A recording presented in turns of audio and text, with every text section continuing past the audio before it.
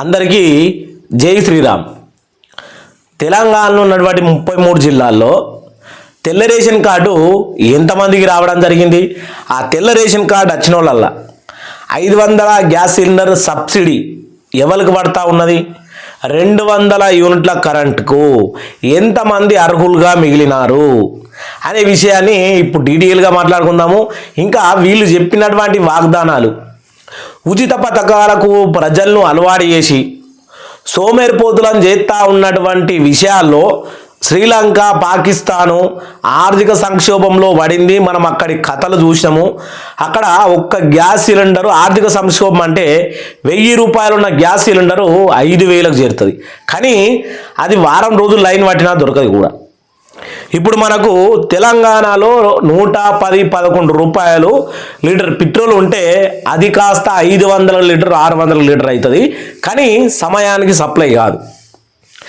ఇది ఆర్థిక సంక్షోభం. తినడానికి తిండి దొరకది, హోటళ్ళు బంద్ ఉంటాయి, అన్నీ బంద్ ఉంటాయి, అల్లా కల్లోలం అవుతూ ఉంటుంది. ఎందుకంటే ప్రజలంతా ఉచితాలకు అలవాటు పడ్డప్పుడు 2500 RTC free bus, gas cylinder subsidy. సరే, వీటి గురించి చూసుకుంటే ఇవి అవసరం ఉన్నాయా అవసరం లేదా అనేది తెలంగాణ ప్రజలు చెప్తారు. కానీ వృద్ధాప్య పింఛని, వికలాంగుల పింఛన్, దివ్యాంగుల పింఛన్, HIV ఎయిడ్స్, అలాగే కళ్ళగీత కార్మికులు, చేనేత కార్మికులు అంటే పని చేసుకునేటోళ్లకు బతకడానికి, వృద్ధులకు ఏమి పని చేసుకునే వాళ్ళకు బతికేదందుకు పింఛన్లు ఇవ్వండి అంటే తెలంగాణ ప్రభుత్వం ఇప్పటికీ దాని మీద క్యాబినెట్లో మాట్లాడలే.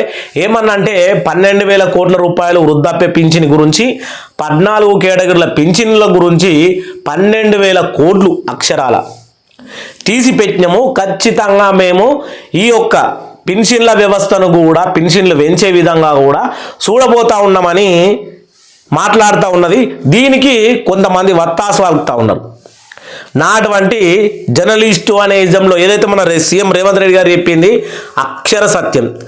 జర్నలిస్ట్ అనే ముసుగులో ఇప్పుడు అది ప్రభుత్వం తరపున కావచ్చు, ప్రతిపక్షం తరపున కావచ్చు, ఎటన కావచ్చు, ప్రజల తరపున మాట్లాడేవాడే అసలైన జర్నలిస్టు. అది ముమ్మాటికి వాస్తవమైన ముచ్చట. ఇటు అధికారానికి భయపట్టికాడు, అది ప్రతిపక్షం మీద పేముండి కాకుండా ప్రజల కోసం పనిచేసేటోళ్ళు జర్నలిస్టు. ప్రజలే నిర్ణయిస్తారు అది. ఇప్పుడు నేను అడిగేది ఏంటంటే 500 గ్యాస్ సిలిండర్ సబ్సిడీ అని మేము మేనిఫెస్టోలో ఉన్నది. ప్రజలు ఓటు కోసం ఏ రకంగా మోసపోయారు అని. 200 యూనిట్ల కరెంటు, దాని గురించి ప్రభుత్వం ఏమంటా ఉన్నది, ఏమేమి అర్హతలతోటి మీరు ఈ యొక్క అంటే నేను ముందుగాల ఈ ముచ్చట ఎందుకు మాట్లాడినా అంటే ఉచితాలు వద్దు అనేది తగ్గించుకుంటూ రావాలి ఉచితాలు అనేది. కానీ వీళ్ళు పెంచుకుంటా పోతా ఉన్నారు. ఉచితాలు ఒకటి తగ్గించుకుంటూ రావాలి. రైతులకు అవసరమా, వృద్ధులకు అవసరమా, పిల్లలకు అవసరమా, ఎవరికి అవసరం?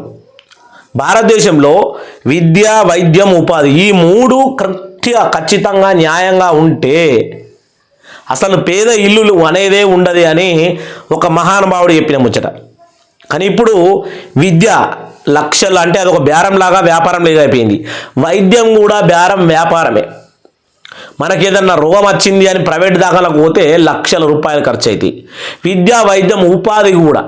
ఉపాధి అంటే నువ్వు డిగ్రీ, బీటెక్, ఇంకా ఏది ఇంజనీర్, డాక్టర్ ఏ కోర్సు చేసినా నీకు జాబ్ రావాలంటే లక్షల్లో లంచాలు పెట్టాల్సిందే. ఇంకేడున్నది మరి? అసలు ముచ్చట పక్కకు పెట్టేసి ప్రజలను ఉచితాలు ప్రజలు అంటే మాకు పిల్లలు లేరా, మా పిల్లలకు ఉద్యోగాలు, ఉపాధి, వైద్యం ఇవన్నీ అవసరం లేదా? అన్నీ అవసరమే కదా. మరి ఉచితాలు ప్రజలకు అలవాటు చేసుడు ఎందుకు అనే ప్రస్తావన నేను మాట్లాడడం జరిగింది. ఇప్పుడు గ్యాస్ సిలిండర్ గురించి, 200 యూనిట్ల గురించి మాట్లాడుకుందాం. అది ఏ విధంగా ఉంది, ఎంతమందికి చేరుతా ఉన్నది, అది మీరు కామెంట్ చేస్తారు. అట్నే ఇంకో విషయం కూడా మనం మాట్లాడుకుందాం. కానీ కొత్త రేషన్ కార్డు ఉన్నోళ్ళట ఇట్లా అప్లై చేసుకోండి. అప్లై చేసుకుంటే మీకు గృహజ్యోతి పథకం కింద అన్నీ వచ్చేస్తాయి ఇంట్లోకి. న్యూ రేషన్ కార్డు అని బెనిఫిట్స్. కొత్త రేషన్ కార్డు వచ్చిన వారికి కరెంటు ఉచితము, 500కే LPG గ్యాసు సిలిండర్ అయితే 500 రూపాయలకి. మీదున్న రూపాయలు ఓలిస్తారు. మా తాతిస్తాడా, మీ తాతిస్తాడా అంటే సీఎం రేవంత్ రెడ్డి ఇస్తాడు. ఎందుకంటే మనం ఓటేసాం కాబట్టి ఆయన ఇస్తుండట ఆల్రెడీ. ఇలా మీరు చూస్తే మీకే అర్థమవుతుంది. తెలంగాణ ప్రజలకు రాష్ట్ర ప్రభుత్వం ఒక అద్భుతమైన అవకాశాన్ని అందిస్తోంది. కొత్త రేషన్ కార్డులు జారీ చేసిన ప్రక్రియ మనకు ఏదైతే మొన్న 25 నుంచి ఈ 10 తారీఖు వరకు ఈ 10 తారీఖు వరకు మండలాల్లో కేంద్రాలుగా జోరుగా కొనసాగింది. ఈ కార్డులు పొందిన వారు మహాలక్ష్మి మరియు గృహజ్యోతి పథకం కింద వీళ్ళు గణనీయమైన ప్రయోజనాలు పొందుతున్నారు, అందుబాటులోకి వచ్చినాయి. ఆ పథకాలు లక్షల మంది కుటుంబాల ఆర్థిక భారాన్ని తగ్గిస్తుంది అని అంటే, ఆర్థిక భారాన్ని తగ్గించడం అంటే నేను మొన్న గ్యాస్ సిలిండర్ బుక్ అయితే ఖచ్చితంగా ఎంత 20 రూపాయల లెక్క 1000 రూపాయలు అంటే 980 రూపాయలు కట్టినా. మరి నాకు 500కే కదా గ్యాస్ సిలిండర్ రావాలి అంటే 500 నేను కడితే మిగతా డబ్బులు నాకు బ్యాంక్ అకౌంట్లో పడాలి. కరెక్ట్ 17 నెలలు అవుతా ఉన్నది. ఒక్కసారి కూడా బ్యాంకు లీస్టు మీకు చూపిస్తా కానీ ఒక్కసారి కూడా వాళ్ళే. మరి ఎవరిని జూట అయ్యేత్తరిగా? సరే, ఇది ఇట్లా ఉంటే 200 యూనిట్ల కరెంటు గురించి కూడా మాట్లాడదాం. కొత్త రేషన్ కార్డు ద్వారా అర్హులైన వారు 500 వంట గ్యాస్ సిలిండర్ పొందవచ్చు, అలాగే 200 యూనిట్ల వరకు విద్యుత్తు పొందవచ్చు. ఇక్కడ ముచ్చట మాట్లాడుకుంటే ఇప్పుడు అక్షరాల కొత్తగా రేషన్ కార్డులు పొందిన వారు జిల్లాల వారీగా వారి అంటే కొత్త రేషన్ కార్డులు వచ్చిన వాళ్ళు డివైడ్ అయిన వాళ్ళు అవి పెట్టుకుంటే దాదాపు 25 లక్షల మంది తెలంగాణలో 25 లక్షల మంది దాకా రేషన్ కార్డులు పొందినరు. నేను చెప్పింది కాదు, ఉత్తమ కుమార్ రెడ్డి పౌర సరఫరాల శాఖ మంత్రి చెప్పినటువంటి ముచ్చట. 25 లక్షల రేషన్ కార్డులు అంటే 25 లక్షల కుటుంబాలకు వీళ్ళు రేషన్ కార్డు ప్రక్రియ అందించారు. అవన్నీ కొత్తగా అయినట్టు కదా, ఇప్పుడు డివైడ్ అయినా కానీ కొత్త రేషన్ కార్డు నంబర్ కొడుతుంది, కొత్తగా ఉంటుంది. వీళ్ళందరూ పోయి ఎంపీడీఓ ఆఫీస్లో అంటే ఎవరి మండలానికి వాళ్ళు 200 యూనిట్ల కరెంటుకి అప్లై చేద్దామని నేనే పోయినా. ఒక 2-3 దొరుకొని తెలియని వాళ్ళను పోతే ప్రజాపాలన దరఖాస్తులో టిక్కు పెట్టలేరు, మనం ఏమి చేయలేం బాబు, వీళ్ళకు రేషన్ కార్డు వచ్చినా కానీ ఫ్రీ కరెంట్ రాదు. అట్లా 25 లక్షల మంది మీరు రేషన్ కార్డులు ఇస్తే 25 లక్షల మందిలో ఎంతమంది 200 యూనిట్ల కరెంటుకు దూరం అయిపోయినారో మీకు తెలుసా? ఇగో ఈ రకంగా అంటే ప్రజాపాలన దరఖాస్తులో మీరు 200 యూనిట్లకు టిక్ పెట్టినరా, 500 గ్యాస్ సిలిండర్ టిక్ పెట్టిరా, నిరుద్యోగ అభివృద్ధికి టిక్ పెట్టినా. మరి నిరుద్యోగ అభివృద్ధి నేనైతే అన్నిటికీ టిక్ పెట్టినా. చదువుకున్న మేధావిని మూర్ఖుని కాదు. మరి పేపర్లో ఉన్నటువంటి ప్రతి విషయానికి టిక్ పెట్టిన. నిరుద్యోగ అభివృద్ధి ఏది? అట్లనే ఇందిరమ్మ ఇళ్ళకి టిక్ పెట్టిన. ఇందిరమ్మ ఇల్లు ఏది? మనతో పాటు ఇల్లు లేని వాళ్ళకు 10 మందికి పెట్టిస్తాం అనుకో ఫామ్ మనం రాసి, వాళ్ళకు కూడా రాలేవు. మొన్న ఇల్లు ఉన్నోళ్ళకి ఇల్లు వచ్చి ఇల్లు లేని వాళ్ళకు రాలే ఇల్లు. అది మరీ అన్యాయం. ఇక అది మీ దాకా కూడా చేరింది వార్త, మీరు కూడా చెప్పాలి.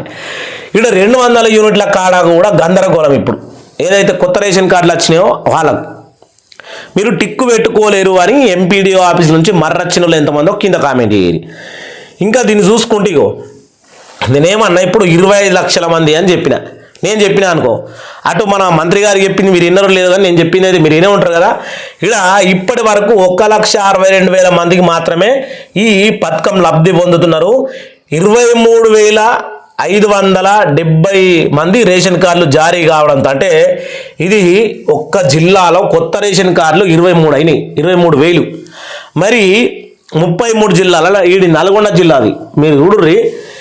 ఇక్కడ ఉన్నది 3,24,000 మంది అర్హులు ఉన్నప్పటికీ అంటే నల్గొండ జిల్లాలో ఉదాహరణకు 3,24,000 మంది అర్హులు అంటే వాళ్ళు విభజన అయ్యి కుటుంబంలోంచి విడిపోయి కొత్త రేషన్ కార్డులు ఉట్టి చేసుకున్న వాళ్ళంతా 3,24,000 మంది ఒక జిల్లాల.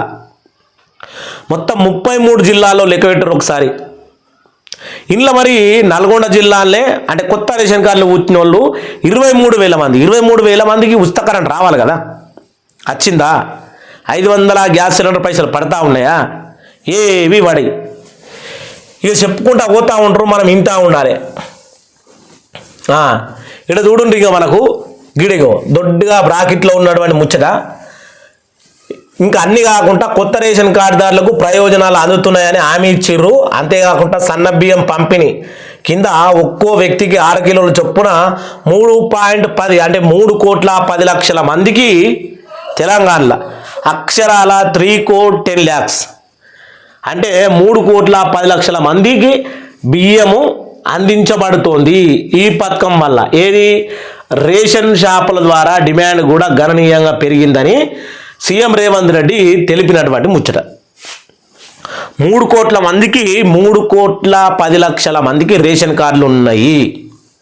3,10,00,000 మందిలో ఎక్కడికి వెళ్ళి తెల్ల రేషన్ కార్డు ఉన్నోళ్ళే 3,10,00,000 మందిలో నేను ఇంకా దీన్ని కూడా అంచనా వేయాలి. అసలు 3 కోట్ల మందికి రేషన్ కార్డులు ఉన్నాయా తెలంగాణలో తెలియదు. మరిగా 3,10,00,000 మందికి ఈ 200 యూనిట్ల కరెంటు కానీ 500 గ్యాస్ సిలిండర్ సబ్సిడీ కానీ నిరుద్యోగ అభివృద్ధి కానీ రేషన్ కార్డులు కానీ రేషన్ కార్డులు అంటే పేపర్లు ఇచ్చినారు కానీ అది నిరుద్యోగ అభివృద్ధి కానీ ఇందిరమ్మ ఇండ్లు కానీ ఇలా మహాలక్ష్మి పథకము వృద్ధాప్య పింఛన్లు 14 రకాలవి ఇవన్నీ మనం పొందుతూ ఉన్నామా?